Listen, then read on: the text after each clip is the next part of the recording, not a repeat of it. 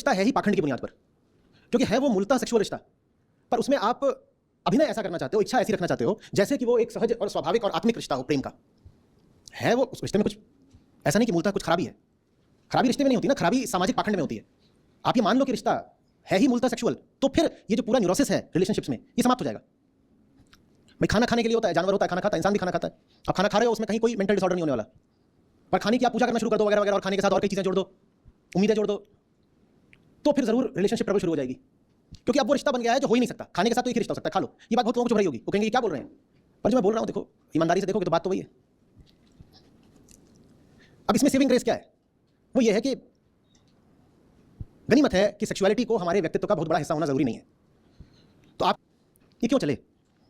आपको कितनी क्या जरूरत पड़ गई है मैन की? मैं बिल्कुल समझता हूं सेक्सुअलिटी होती है, सेक्सुअल नीड्स होती हैं, पर वो आपकी पूरी जिंदगी का, आपके पूरे व्यक्तित्व का एक छोटा सा हिस्सा है। Learn to deal with that, learn to manage that. और उसका मैनेजमेंट कहीं छोटी समस्या है, बजाय इसके कि आपने जिंदगी भर के लिए कोई पुरुष टांग लिया है। वो बहुत भारी समस्या है। एक मुहावरा चलता है कि मॉन्की ऑन द बैक, उसमें हम आमतौर पर सोचते हैं कि baby monkey on the back है। How about a chimpanzee on your back? How about a bloody 400 KG gorilla on your back? और आप लेके फिर रहे, और फिर कहते हो न्यूरोसिस हो गया, ये हो गया, वो हो गया। काहे को उसको लादना है? और उसकी ओर से भी ऐसा नहीं कि कोई बहुत उसे सुख है। वो भी यही कह रहा है कि इसको लेके फिर रहे हैं। ये जो गड़बड़ है ना स्त्री में है ना पुरुष में है, गड़बड़ इस कंपल्सिव रिलेशनशिप में है कि रिश्ता तो होना ही चाहिए। अगर तुम पुरुष हो तो तुम्हारी जिंदगी में एक स्त्री होनी चाहिए, नहीं तो तुम्हारी जिंदगी अधूरी है। कैसे अधूरी है भाई? बताओ कैसे अधूरी है? गाली गलौज नहीं होती इसलिए अधूरी है।